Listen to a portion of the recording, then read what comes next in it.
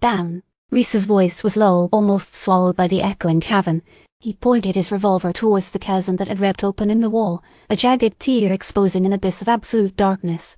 It wasn't just the lack of light that was unsettling, it was the asterisk on this asterisk of it, the way it defied perspective, the oppressive feeling of being drawn in. "What's happening?" Carlo whimpered, gripping his cane so tightly his knuckles were bone white. "The key, it's destabilizing more than just the Guardian."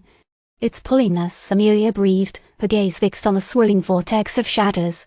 She instinctively pressed closer to Rhys, a hand gripping his arm. The resonance thrummed within her, a frantic, discordant melody echoing the growing unease in her mind. "Something, it's accelerating."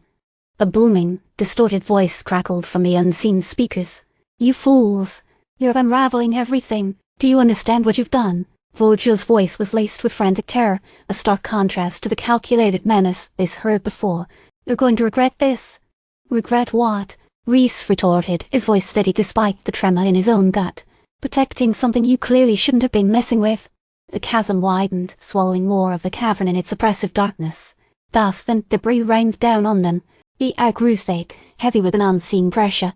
"The key isn't just weakening the Guardian," Carlo said, his voice rising in pitch. He consulted a crumbling scroll. "It's disrupting the anchors of the space itself. This place, it's not entirely real." The Guardian, once a monstrous behemoth, now resembled a sluggish, shrunken husk, its movements jerky and confused. It emitted a frustrated whimper, then vanished entirely into the darkness. The heart Amelia's voice trembled. "It's calling." She felt a palpable pull, a magnetic force drawing her towards the chasm. Suddenly the path appeared before them, carved into the cavern floor from some obsidian-like material. It descended steeply into the darkness, a narrow track into the unknown.